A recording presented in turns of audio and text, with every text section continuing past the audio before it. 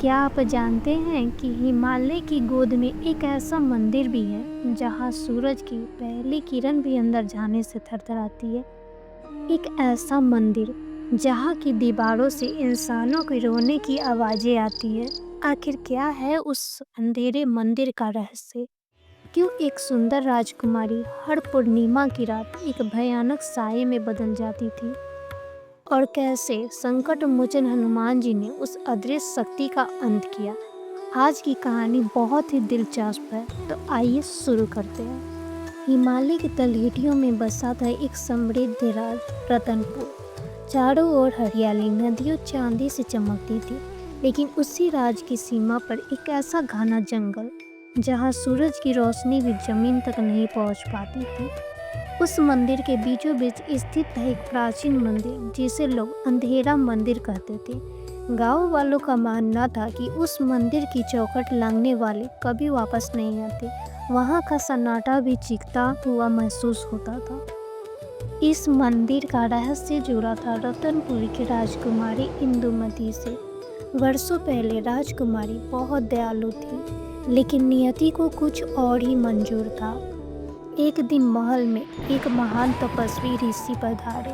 अनजाने में इंदुवती से ऋषि की तपस्या में विघ्न पड़ गया। ऋषि ने अत्यंत क्रोध में आकर अपने कमंडल से जल छिड़का और श्राप दिया, पुत्री, जिसे तू अपना सौंदर्य और पद मानती वही तेरा कारागार बनेगा। तू इसी क्षण से उस अंधेरे मंदिर में कैद हो जाएगी और हर पूर्णिमा की रात तेरा शरीर एक भयानक काले साए और राक्षसी रूप में बदल जाएगा। जब तक कोई परम राम भक्त वहां आकर तुझे मुक्त नहीं करता, तो इस अंधकार से बाहर नहीं निकल पाएगी। क्षण भर में ही राजकुमारी गायब हो गई और उस मंदिर में कैद हो गई। साल बीतते गए। मंदिरों के दीवारों पे अजीबो गरीबो लाल रंग के चिन्ह उभर गए। दिन में मंदिर शांत रहता, लेकिन जैसे ही पूर्णिमा का चांद आसमान में चमकता, राजकुमारी का शरीर काले धुएं में लिपटने लगता। उसकी चीखें जंगल के सन्नाटे को चीर देती, पर कोई उसे बचाने वाला नहीं था।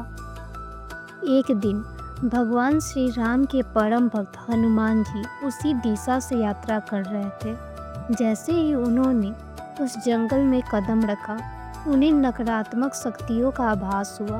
हवाओं में एक दर्द भरी पुकार गूंज रही थी, हे राम, क्या इस श्राप का कोई अंत नहीं? हनुमान जी तुरंत समझ गए कोई पवित्र आत्मा किसी संकट में है। वे राम नाम का जप करते हुए मंदिर की ओर बढ़े। जैसे ही हनुमान जी ने मंदिर के भीतर कदम रखा, उन्होंने देखा कि काली धुआं उनकी चारों तरफ उन्हें घेरने लगी है। हनुमान जी ने अपनी आंखें बंद की और गरजती आवाज में कहा, जय श्री राम। उस एक जयकार से मंदिर की धरती कांपने लगी। उन्होंने देखा कि सामने एक छाया बैठी रो रही है, जिसका आधा शरीर मनुष्य का और आधा शरीर भयानक धुएं का है। वह राजकुमारी इंदुमती थी। हनुमान जी ने अपना तेजस्वी स्वरूप धारण किया। उनके शरीर से निकलने वाली स्वर्ण ज्योति ने मंदिर के सदियों पुराने अंधकारों को एक पल में नष्ट कर दिया।